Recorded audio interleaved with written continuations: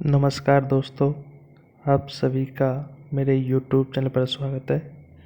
दोस्तों, आज हम बात करने वाले हैं VSC फर्स्ट ईयर के इनऑर्गेनिक केमिस्ट्री के पेपर के बारे में। यह है आपका कोटा यूनिवर्सिटी का पेपर है जो 50 नंबर का होता है। कितने नंबर का? 50 नंबर का होता है। बात करें इस पेपर की तो यह पेपर आपका 3 भागों में बटा होता है। सेक्शन ए की बात करें तो सेक्शन ए में 10 प्रश्न पूछे जाते हैं।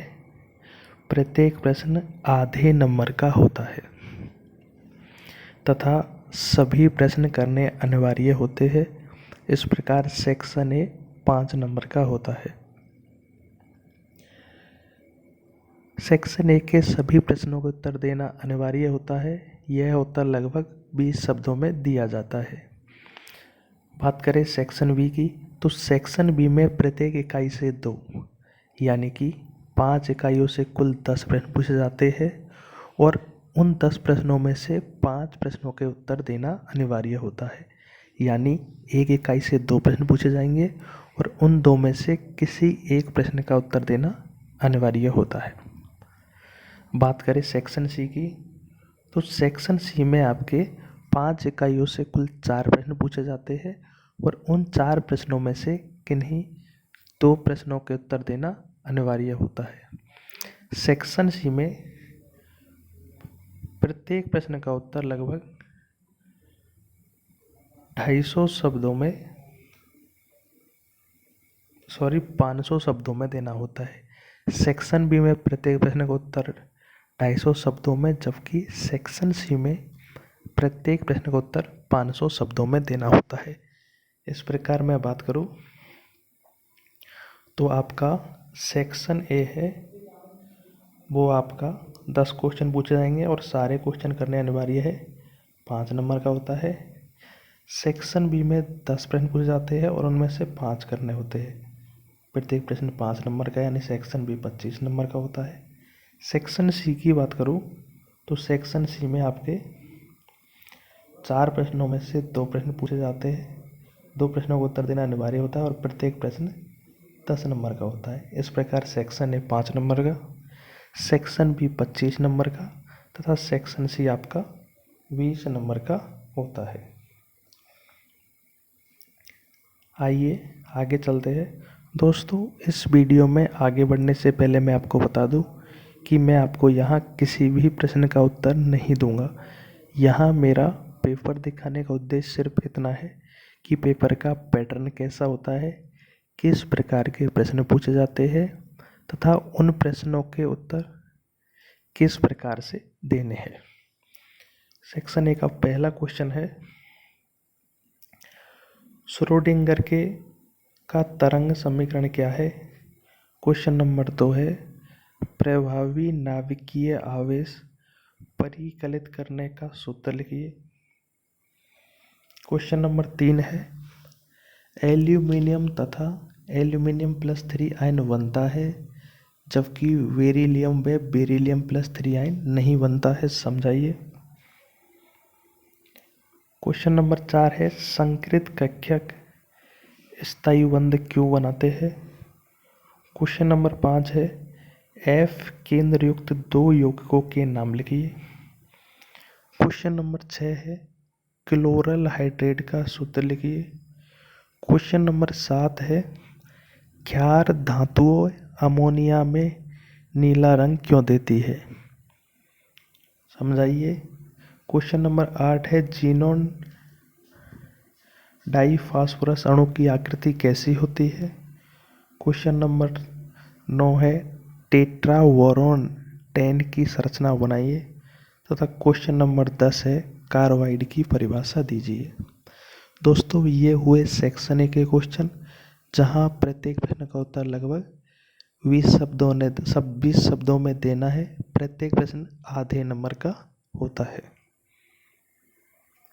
सेक्शन बी की बात करूँ तो सेक्शन बी का पहला क्वेश्चन है, हाइजेन वर्ग की अनिश्चितता की सिद्धांत की व्याख्या कीजिए। तथा बताइए इसकी वैधता केवल छोटे कणों के लिए ही क्यों है, बड़े पिंडों के लिए क्यों नहीं है।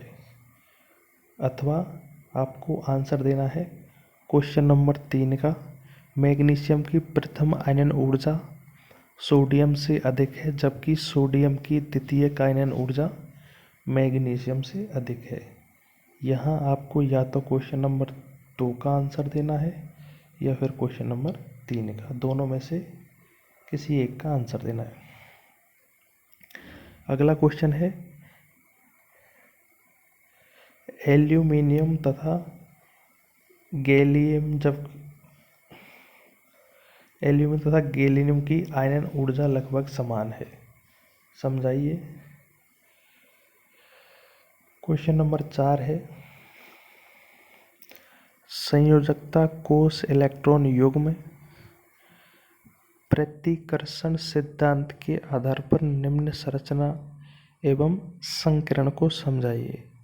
जो आपको नीचे जो तत्व दिए गए हैं इनकी संरचना तथा इनके संकीर्ण को समझाइए।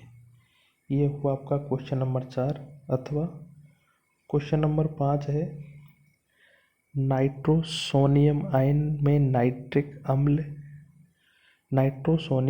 में नाइट्रिक ऑक्साइड की अपेक्षा बंध क्रम अधिक है, समझाइए। तथा ऑक्सीजन अणु अनुचुंबकीय है लेकिन परऑक्साइड अणु प्रतिचुंबकीय है, समझाइए। यहाँ पर या तो आपको क्वेश्चन नंबर 4 का आंसर देना है या फिर 5वें क्वेश्चन के दोनों भागों के आंसर देना है। क्वेश्चन नंबर 6 है वॉर्न हेवर चक्र के अनुप्रयोग समझाइए तथा आयनिक क्रिस्टलों में जालक त्रुटियों को समझाइए। अथवा क्वेश्चन नंबर 7 है SnCl2 एक ठोस है जबकि SnCl4 एक वाष्पिल द्रव है तथा अधिक आवेशित धनायन तथा ऋणायन से बने आयनिक यौगिक जल में विलेय है, समझाइए। क्वेश्चन नंबर 8 है बेरिलियम व मैग्नीशियम ज्वाला परीक्षण क्यों नहीं देते हैं। लिथियम क्लोराइड एल्कोहल में विलेय है परंतु NaCl में नहीं। क्वेश्चन नंबर 9 है जीनोन के यौगिक अन्य उत्कृष्ट गैसों की अपेक्षा अधिक स्थायी होते हैं, समझाइए।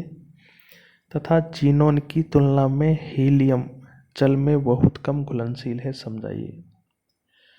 क्वेश्चन नंबर 10 है बोराजीन की संरचना का आरेख कीजिए तथा इसी का दूसरा भाग है चादर नुमा व श्रृंखला सिलिकेटों की संरचना कीजिए।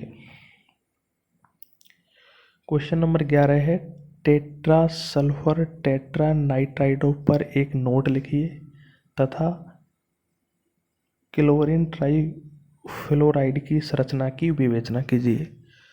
दोस्तों यहाँ ध्यान देना है कि सेक्शन बी में प्रत्येक इकाई से 2 प्रश्न पूछे गए हैं और उन 2 प्रश्नों में से किसी एक प्रश्न का उत्तर देना अनिवार्य है।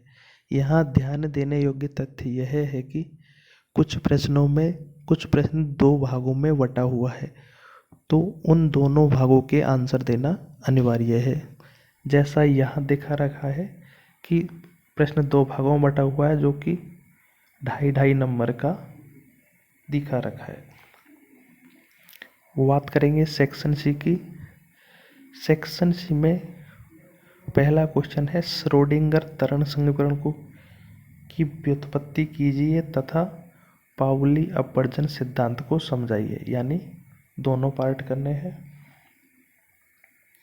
क्वेश्चन नंबर 13 है अणुकक्षक सिद्धांत के आधार पर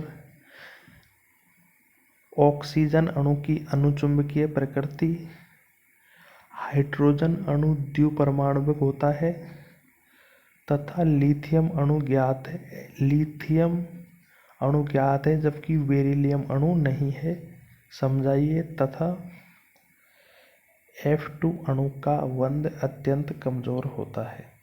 यानी दोस्तों यदि आप क्वेश्चन नंबर 13 का उत्तर देना चाहो तो इसके चारों भागों के आंसर देना अनिवार्य है। क्वेश्चन नंबर 14 है, हाइड्रोजन बंध क्या है? विभिन्न प्रकार के बंध कौन से हैं?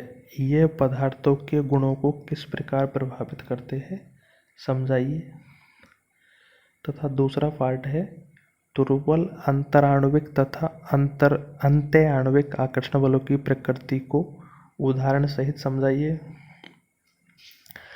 कारण सहित उत्कृष्ट गैसों के क्वथनांक के बढ़ते हुए क्रम की व्याख्या कीजिए। इन अणुओं में क्वथनांक के बढ़ते हुए क्रम की व्याख्या करनी है। क्वेश्चन नंबर 15 है, कार्बाइड क्या है? इसका वर्गीकरण किस प्रकार किया गया? बोरॉन तथा सिलिकॉन के कार्बाइडों की संरचना की व्याख्या कीजिए। अगला क्वेश्चन है, अंतर हैलोजन यौगिक पर एक नोट लिखिए तथा जीनोन टेट्रा ऑक्सीफ्लोराइड की संकरण व संरचना को समझाइए। तथा MOT के आधार पर जीनोन डाइफ्लोराइड की संरचना की विवेचना कीजिए। दोस्तों, ये हुए आपके सेक्शन सी के 4 क्वेश्चन, जो कि प्रत्येक भाग कई खंडों में बटा हुआ है। यहाँ आपको 4 में से किन्हीं 2 प्रश्नों के उत्तर देना अनिवार्य है। इन प्रश्नों के किन्हीं 2 प्रश्नों के सभी भागों के उत्तर देना अनिवार्य है। दोस्तों, इस वीडियो में आगे बढ़ने से पहले मैं आपको बता दूं, जो आपको स्क्रीन पर पेपर दिख रहा है उसका स्क्रीनशॉट लेने की ज़रूरत नहीं है। इस पेपर की PDF का लिंक वीडियो के डिस्क्रिप्शन बॉक्स में उपलब्ध करवा दिया जाएगा। यदि आपको हमारा वीडियो पसंद आए तो वीडियो को लाइक करें, शेयर करें। वीडियो देखने के लिए थैंक यू सो मच।